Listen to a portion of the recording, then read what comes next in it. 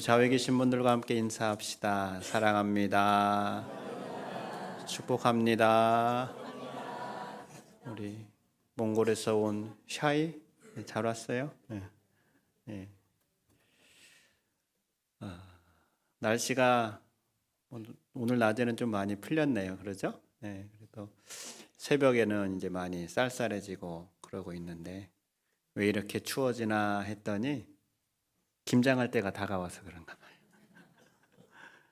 이곳저곳에서 김장을 한다 이제 이런 소식이 들려오는데 우리 교회도 이번 주 토요일 주일날 이제 김장하죠. 김장할 때는 또 코끝이 좀 시려야 맛있게 또 김치가 담가지잖아요. 제가 좀 입으로 좀 해요. 네, 그래서 개인적으로 김장을 하시든 또 우리 교회 김장을 할 때 여러분들께서 서로 도우셔서 몸살 안 나도록 잘 이렇게 협조해 주시면 감사하겠습니다. 우리가 한 해의 끝자락에 지금 서 있습니다. 오늘 11월 넷째 주일인데요. 동시에 올해 마지막 주일이기도 합니다. 올해 마지막 주일이라고 하니까 지금 여러분들이 무슨 소리 되냐 지금 그러고 계시죠? 우리 목사님이 아직 그럴 때가 아닌데 벌써 치매 검사 받아야 되나 이제 이런 생각하실 수도 있는데요.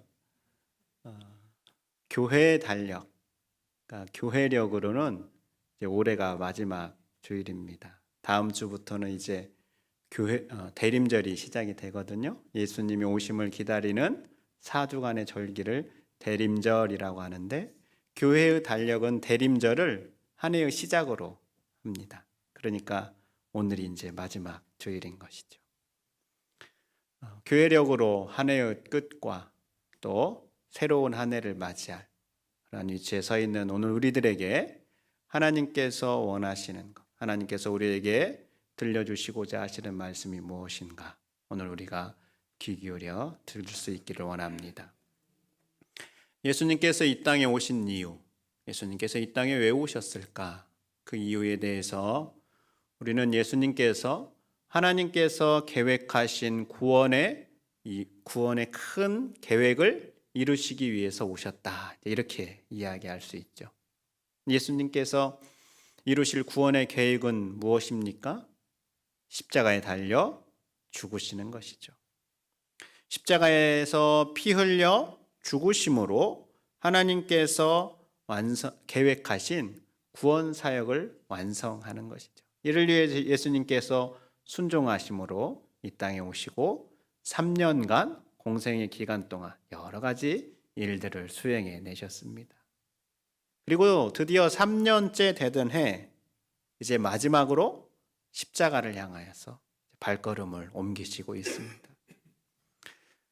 아무리 예수님이라고 해도 예수님이 우리와 똑같은 몸을 가지신 인간이다라고 우리가 이미 여러 번 말씀을 나눴잖아요. 그러니까 예수님도 십자가의 고통이 얼마나 크고 중요한가를 아시는 거예요. 인간적인 마음으로 고민이 됩니다. 십자가에서 죽으셔야 되는 건 알고 있지만 그럼에도 고민이 되는 거죠.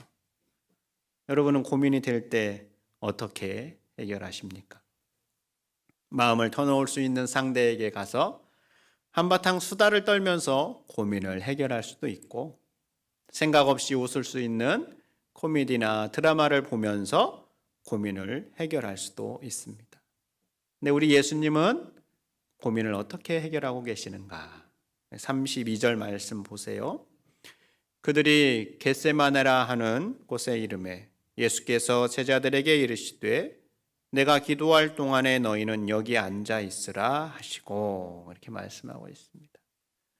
겟세마네라는 이 단어는 기름 짜는 틀에서 유래한 단어라고 합니다. 그럼 기름을 짜낼 때는 어떻게 합니까? 볶은 다음에 그걸 다 곡식가루들을 으깨죠. 그 으깨는 과정을 통하여서 기름이 나오기 마련인데요. 예수님도 겟세마네라는 그 이름의 뜻처럼 온전히 자신을 쥐어짜는 그 과정을 이제 겪으시는 것이죠.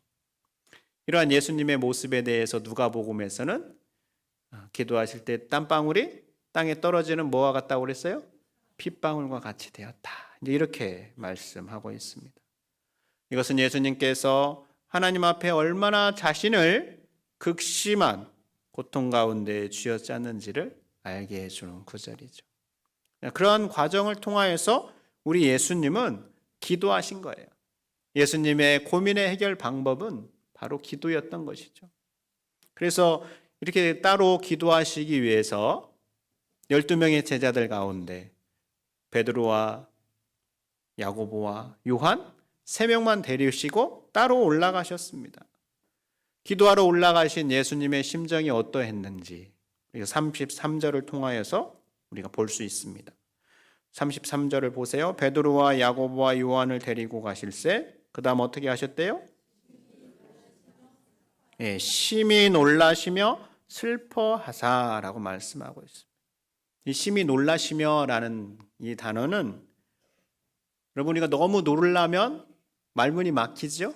예, 그것처럼 말문이 막힐 만큼 매우 놀라고 공포에 떠는 것, 바로 이것이 심히 놀라시며라는 표현입니다. 그러니까 예수님께서 십자가의 고통을 생각하실 때 너무너무 말문이 막힐 정도로 놀랍고 두려웠다라는 거예요. 그리고 슬퍼하셨다라고 말씀하고 있어요. 예수님께서 이렇게 슬퍼하시는 것은 이제 자신이 세상을 떠나 죽게 되기 때문에 그런 것이죠. 이 기도가 끝나면 예수님은 로마 군사들에게 체포되어서 십자가에 못 박히실 것을 아셨기 때문입니다. 완전한 인간이신 예수님이셨기에 십자가에서 당할 인간적인 고통을 생각하면서 말문이 막히고 두렵고 슬플 수밖에 없었던 겁니다. 이러한 예수님의 마음을 우리는 계속해서 34절에서도 우리가 확인해 볼 수 있습니다. 34절 말씀 보세요. 같이 한번 읽어봅시다. 말씀하시되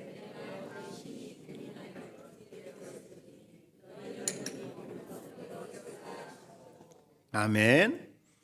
심히 고민하여라는 이 구절도 예수님의 마음이 슬픔과 고통으로 완전히 둘러싸여 있다라는 것을 뜻하는 단어입니다. 슬픔과 고통에 우리의 마음이 둘러싸여 있으면 여러분 어떻겠어요? 죽을 것 같죠. 그러니까 예수님도 심히 고민하였다라는 것은 슬픔과 고통이 그 마음을 가득 차오고 있어서 죽을 것 같다라는 것이. 예수님의 이 죽을 것 같은 마음 가운데 그래도 예수님이 조금이라도 위로와 도움을 얻고 싶은 기대감으로 특별히 3명의 제자들을 데리고 올라가신 거죠. 그리고 그 3명의 제자들에게 어떻게 말씀하세요? 깨어 있으라. 여러분 우리가 너무나 힘들 때 그래도 옆에 누군가라도 있으면 위로가 되잖아요. 아마 예수님도 그러한 마음으로 이 3명의 제자들을 데리고 올라가셔서 얘들아 너희는 여기 깨어 있어라 라고 말씀하신 것이죠.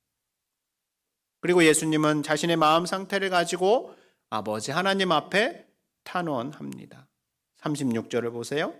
이르시되 아빠 아버지여 아버지께는 모든 것이 가능하오니 이 잔을 내게서 옮기시옵소서.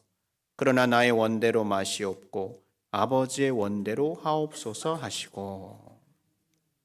여러분 예수님의 간구를 보십시오. 아버지 하나님은 모든 게 가능하시니 십자가의 잔을 옮겨달라라고 간구하고 있습니다. 예수님의 기도대로 아버지 하나님은 모든 것을 가능하게 하실 수 있는 분이시죠. 전능하신 분이시잖아요.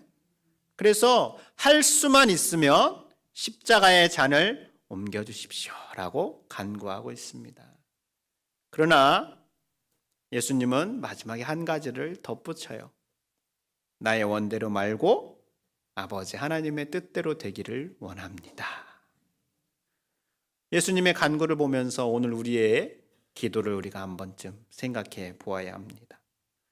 우리는 하나님 앞에 우리가 아뢰고 원하는 많은 기도의 내용들이 있습니다. 그리고 우리가 원하는 대로 다 이루어졌으면 좋겠습니다 라고 간구하죠.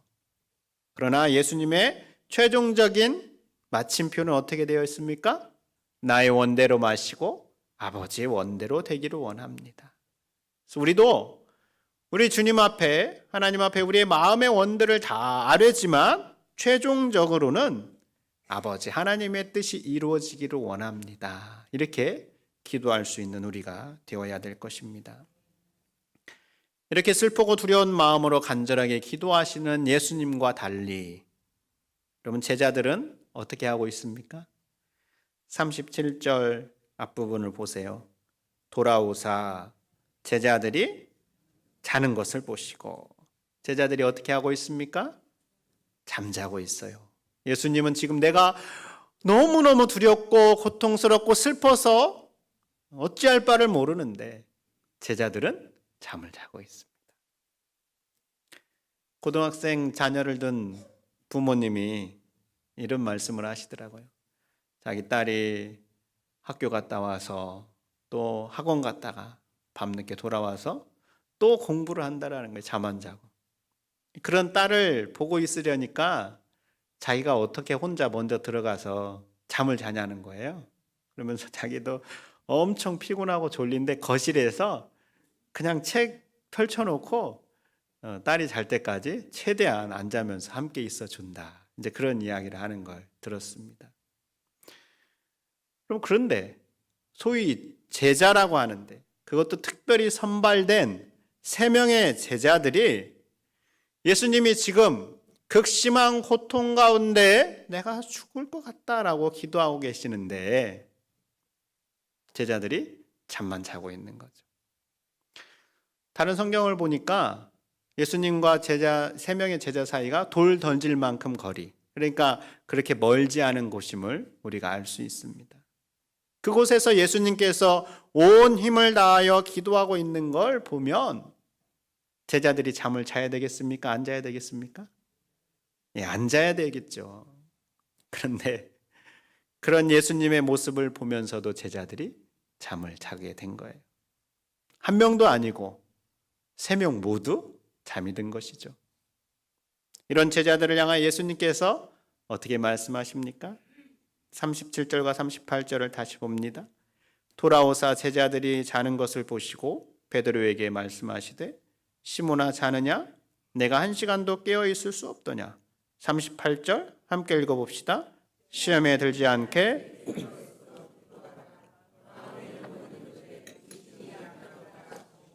아멘. 예, 우리가 많이 인용하는 구절이죠. 마음에는 원이로되 육신이 약하도다. 예수님께서 돌아오셔서 베드로에게 야, 너 1시간도 깨어 있을 수 없더냐라고 말씀하셨을 때 그럼 베드로의 귀가 얼마나 빨개졌을까요? 얼마나 얼굴이 화끈거렸겠어요? 잠자고 있는 제자들의 모습을 보시는 예수님의 마음이 얼마나 속상하셨겠어요? 그래서 한마디 하십니다. 깨어 있어 기도하라. 그리고 다시 가셔서 예수님이 기도하셨습니다. 2번째로 기도를 마친 후에 돌아와 봤더니 제자들이 역시 또 잠이 들었어요. 제자들이 유구무원이었겠죠. 3번째로 기도를 마치시고 오셔는 이제는 됐다. 일어나 함께 가자라고 말씀하시죠. 이로는 우리는 이 반복되는 이 장면에서 한 가지 문제를 발견합니다. 바로 잠을 자고 있는 제자들의 모습이죠. 예수님은 간절하게 기도하고 있는데 제자들은 그러한 예수님의 모습과는 상관없이 잠을 자고 있는 거예요. 성경에는 제자들이 이렇게 잠을 자게 된 이유가 그들의 눈이 피곤함이었다라고 말씀합니다. 이 눈이 피곤하였다라는 이 단어는 무언가 제자들의 눈을 내리누르고 있었다라는 것을 뜻합니다. 그럼 제자들의 눈을 내리누르고 있는 게 무엇이에요? 네, 졸음이에요, 졸음. 졸음이 제자들의 눈을 내리누르고 있으니까 그 졸음을 견디지 못하고 그만 잠이 들고 만 것이죠. 우리도 알고 있잖아요. 피곤해서 졸릴 때 우리 눈꺼풀만큼 무거운 게 없잖아요. 그렇죠? 예수님이 말씀하셨음에도 불구하고 아무리 깨어 있으려고 해도 천근만근 같은 눈꺼풀을 제자들이 이겨내지 못하고 잠이 든 것이죠. 그래서 제자들은 예수님의 가장 고통스러운 시간에 반복적으로 잠이 들고 말았습니다. 가까운 거리에서 기도하시는 예수님의 모습을 보고도 그만 잠이 들고 말았어요. 예수님께서 3번씩이나 말씀하시는 경고를 들었음에도 불구하고 제자들이 똑같이 잠이 들어 말았습니다. 그런데 우리는 이러한 제자들의 모습을 보면서 아니 그것도 선발된 3명의 제자들이 어떻게 그럴 수 있어? 라고 마냥 뭐라 할 수만은 없습니다. 왜냐하면 우리에게도 이러한 모습이 있기 때문에 그런 것이죠. 시험에 들지 않게 깨어있어 기도하라 라고 말씀하시는 것을 우리도 이미 알고 있고 많이 들었습니다. 그런데 그렇게 하지 못할 때가 우리에게도 있죠. 제자들처럼 우리 역시 피곤하기 때문일 수도 있습니다. 현대인의 삶을 표현하는 단어 가운데 하나가 피곤이라는 단어잖아요. 피곤해. 습관적으로 이렇게 이야기를 합니다. 어른들만 피곤하다고 말하지 않더라고요. 중고등학생들도 피곤하다고 이야기합니다. 학교 다니는 게 너무 힘들다, 피곤하다. 육체의 영향을 우리 몸이 받으니까 우리가 피곤하면 깨어 기도하기보다 먼저 자리에 눕고 또 쉬기도 하면서 기도하지 못하는 것이죠. 또한 분주하기 때문에 우리가 깨어 기도하지 못하는 경우도 있습니다. 우리가 흔히 하는 말로 백수가 과로사 한다는 말이 있잖아요. 아무 일도 하지 않는 사람인데 너무너무 바빠서 죽을 지경이라는 거죠. 그러니 일을 하고 있는 사람들은 얼마나 더 바쁘겠습니까? 그러나 마귀가 현대인들의 마음을 빼앗기 위해서 사용하는 3가지가 있다라고 합니다. 스크린, 스포츠, 그리고 스피드입니다. 스크린은 영화를 말하죠. 요즘에 다양한 미디어를 통하여서 마귀가 우리의 마음을 빼앗고, 또 스포츠, 다양한 운동을 통하여서 그 운동 가운데 우리가 몰입하도록 우리의 마음을 빼앗고, 마지막으로 또 한 가지가 뭐냐? 스피드라는 거예요. 바쁘게 만든다라는 거예요. 사람들의 마음을 너무너무 바쁘게 만들어서 하나님을 만날 마음을 빼앗아 간다라는 거예요.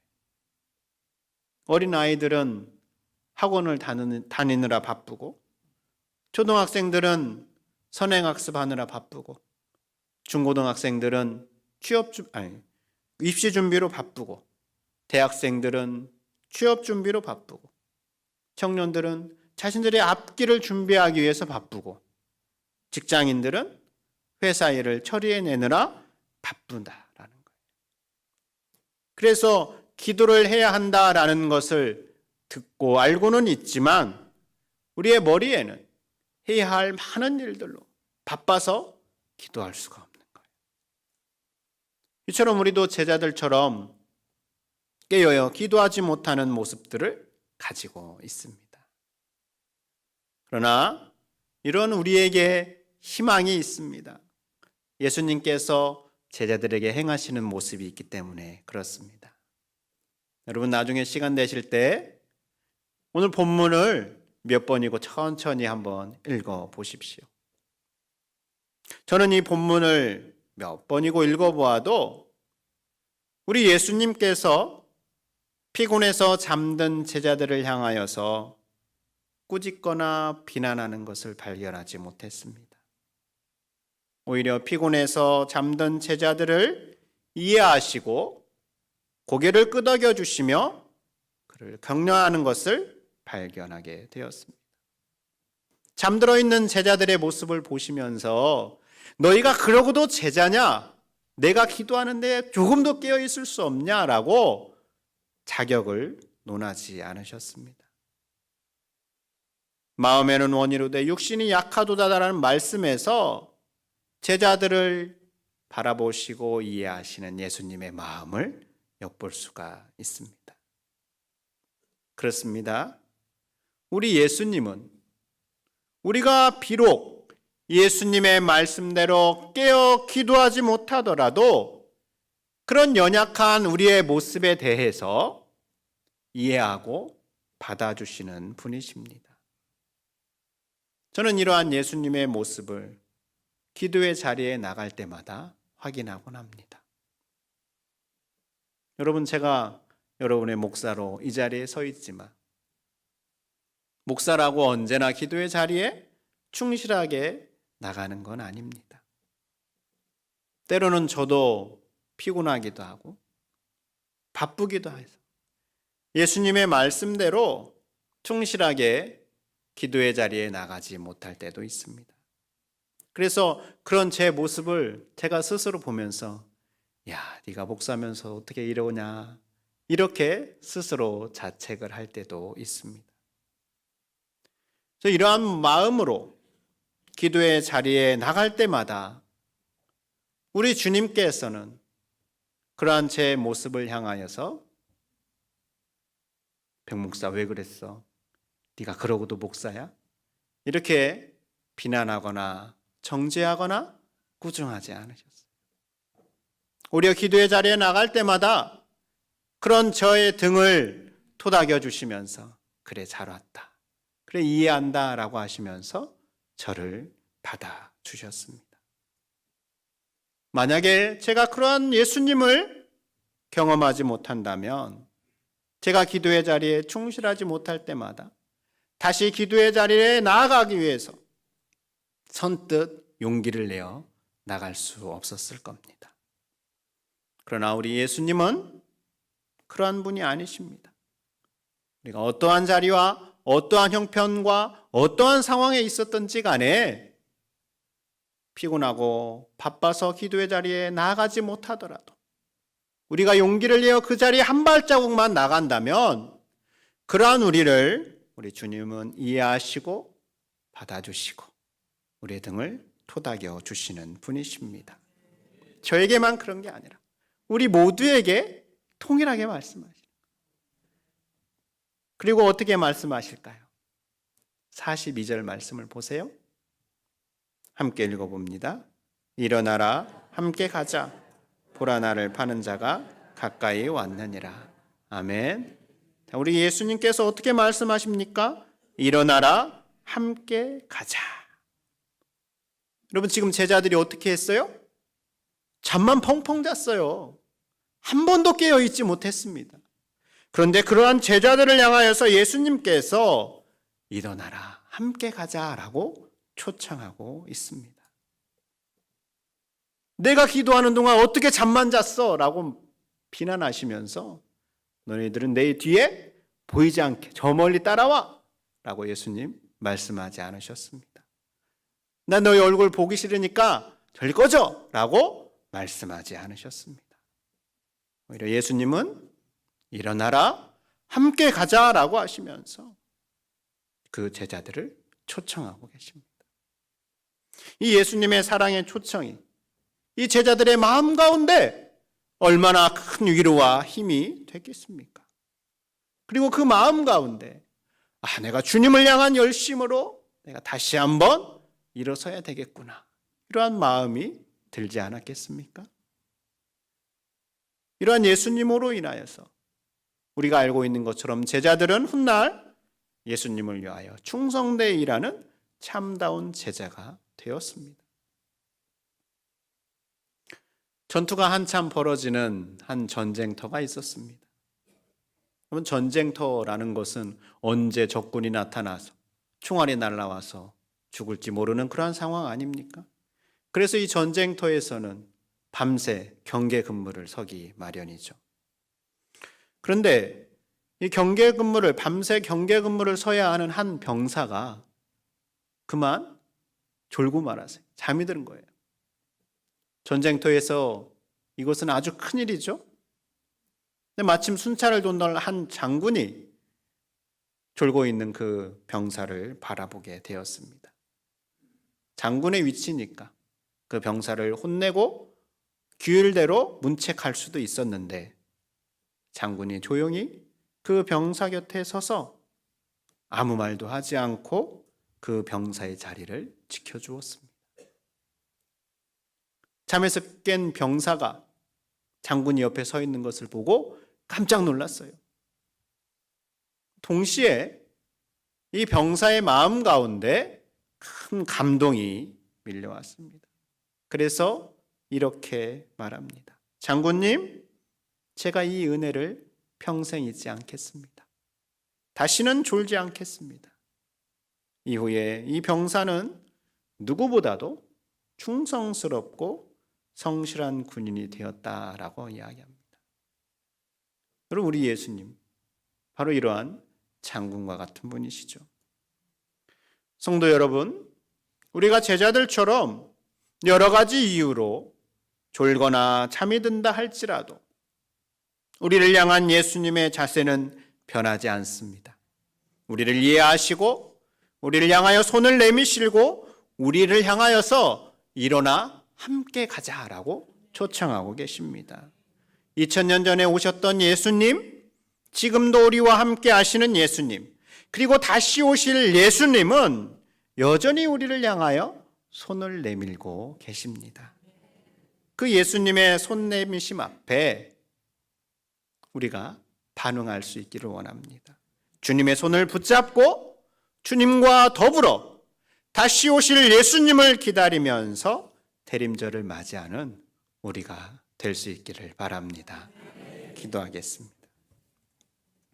하나님, 우리를 향한 주님의 사랑의 초청에 우리가 반응할 수 있기를 원합니다. 내 시선이 아닌 주님의 시선으로 우리 자신을 보게 하시고 주님께서 내미시는 그 초청의 손을 우리가 붙잡고 주님과 함께 일어나 걸어가는 우리의 발걸음이 되게 해 주시옵소서. 예수님 이름으로 기도드립니다. 아멘.